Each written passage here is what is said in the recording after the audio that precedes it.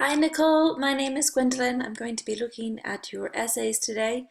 Thank you so much for getting the sentence guide course. Really great to see that you are interested in improving your English writing and more importantly that you're open to getting some feedback on the areas that you need to focus on to get that 7.0 or higher on the IELTS exam. A couple of things today before we get started. Would be great if you could let me know if you've taken the IELTS before, and if so, what score you got. If you've got a date in mind to take your IELTS exam, so I know if we're working towards a specific date. I also want to know what score you hope to get, so I know what we're aiming for. And then it also would be great for me to know why you're taking the IELTS. Are you hoping to immigrate? Do you want to study in another country? Just kind of useful to kind of know what your goals are and what your aims are, so we can ensure that we get you there. Okay? I can't help you get your goal if I don't know what it is. So I know you want to get a 7.0 or higher on the IELTS, but I want to get a little bit more specific than that. So if you can come back to me with those details in the next email, that would be great. Let's go ahead and get started with your first essay here on doing an enjoyable activity.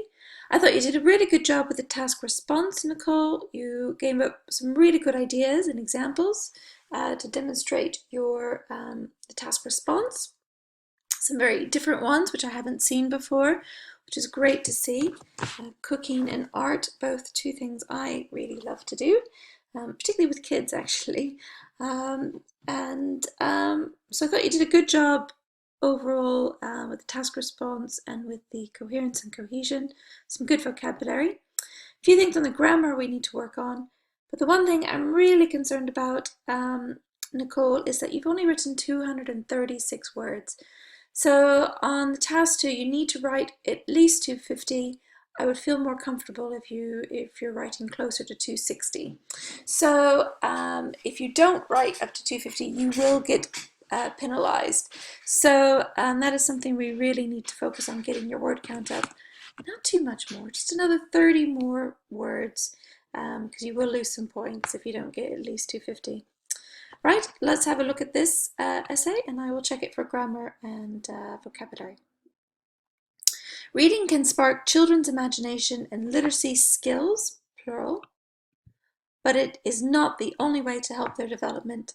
I strongly agree that other activities, such as arts and crafts, so we always put arts and crafts have an S on the M, and cooking experience can develop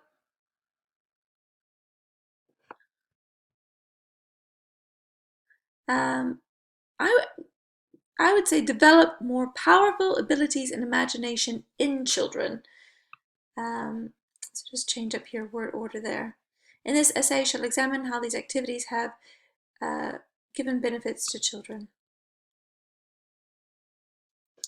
To begin with, engaging in art and craft activities, plural, benefits all aspects of children's development, which enables, plural, a child to express their feeling through art. It is largely because, I would say this is largely because, at this stage, children cannot completely express themselves by words. A research from Aussie Childcare Network indicated that art helps children to develop planning skills by determining which color finger paint to assemble before starting work. It also showed that children use bright colors for painting in order to express their playful moods. I thought this was an okay sentence. I'm not sure how it's relevant to the task response of providing more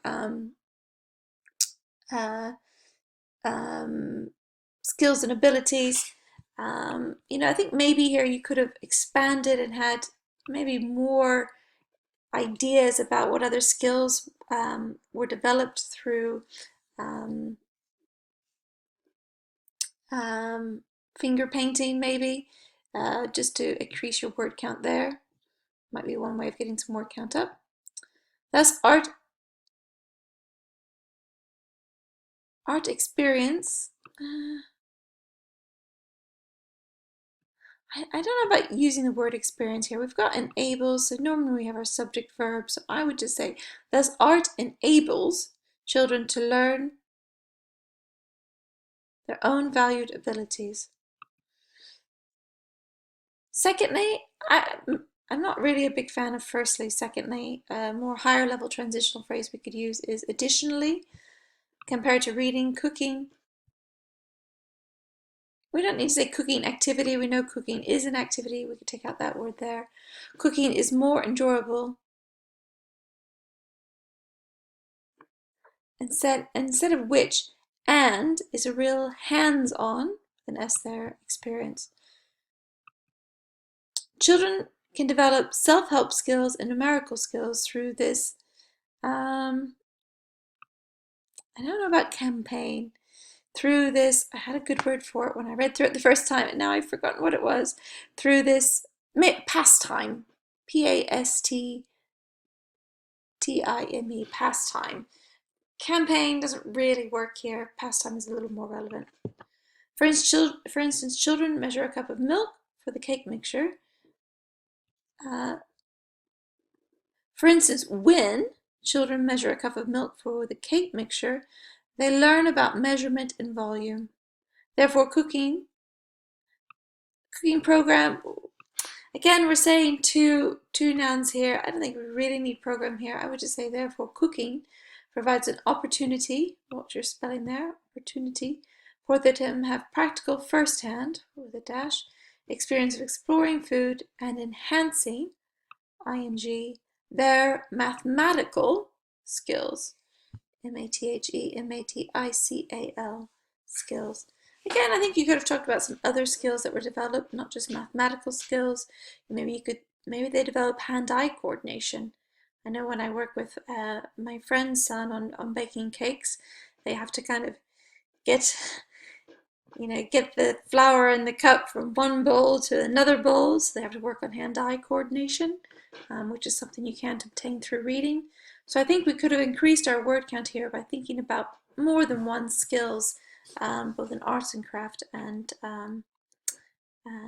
cooking that can be developed. In conclusion, I believe that except literacy activity, I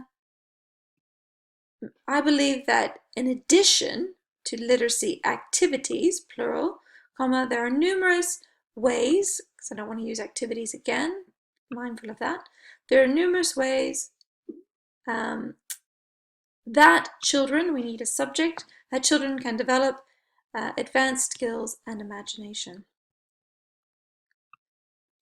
Okay, Nicole, I just want to be mindful of the English structure of a sentence, which is the subject, and then the verb and the object. I want you to practice that a little bit, just to make sure we've got that down 100%. So I'd be grateful if you can write me 10 sentences. They could be complex sentences or very simple sentences, but showing that you know how to use subject, verb, object agreement. I just want to practice that sentence structure with you, because I think a couple of times, like here on the end, we've forgotten our subject. And there were some other cases where I didn't feel we had the right sentence structure there. Okay, it'd be great if you could work on that. Let's go ahead and look at your other task too, family communication. Okay, Nicole, I had to read through this. Again, very clear and coherent writing, good vocabulary, fairly good on the grammar, but we'll have a look at that. My two issues here, or the two things I want to focus on here, is again your word count. A little bit better this time. You've written 249 words. We need 250, so almost there. Let's just try for a few more in the next set of essays. And then also, maybe, I think you had a loose idea for this P1, P2. I'm not sure watching movies can help family communication. I think we can change that around though. We can take that idea, but I can give you an example that can turn that around. So let's have a look at that when we read through it. Let's get started. The issue of communication among households has been,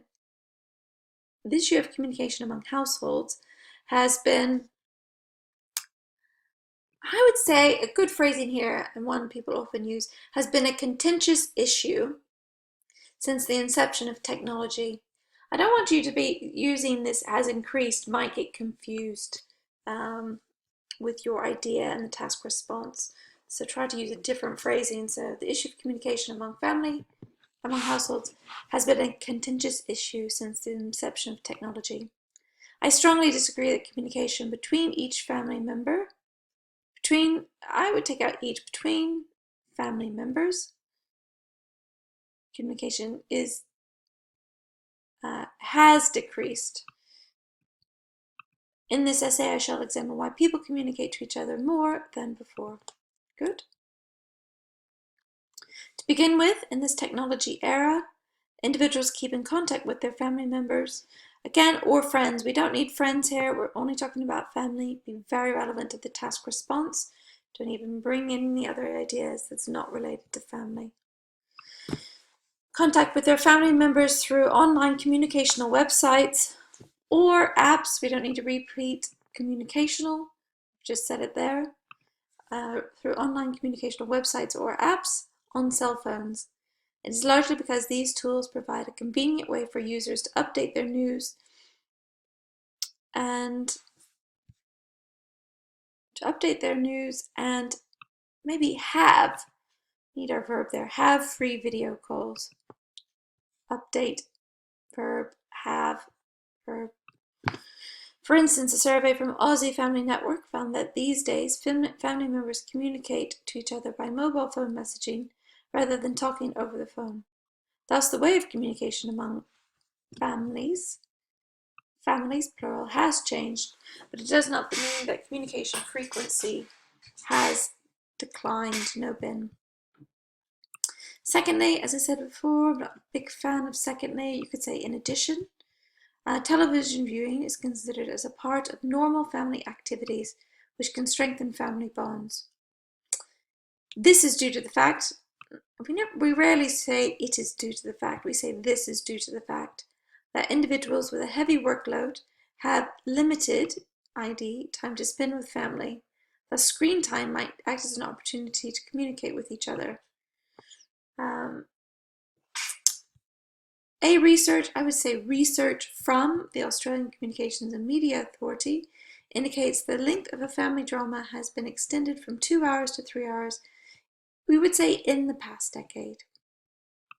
I think to make this more relevant though, I would change up the idea of the example and say research from the Australian Communications and Media Authority indicates that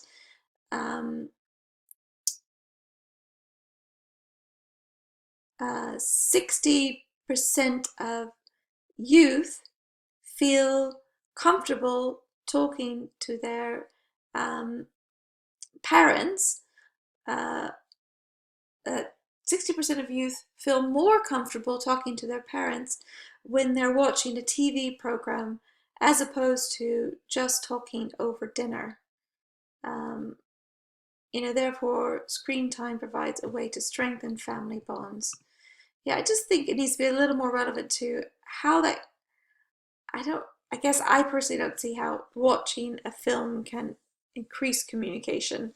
A little disconnect for me there. In conclusion, I disagree with the notion that family dependents communicate less nowadays. Good vocabulary there, Nicole. I think they are just distinct methods of communication among households. Good. Really good first essays, Nicole. Just a few things to work on. So what I want you to do is create a list of the things that you got wrong, your mistakes. We call this your error list. I want you to correct these 2 essays with the suggestions given. I want you to watch the next set of podcasts. And then I want you to write the next 2 set of essays. And then I also want you to write those 10 sentences that have the subject, verb, object agreement in them. They can be simple sentences or complex sentences. I want to check that you know how to structure a sentence. Right, if you could do all that as soon as possible and get it back to me, that would be great. All right, Nicole, I look forward to seeing all of this back in one email soon. Bye for now.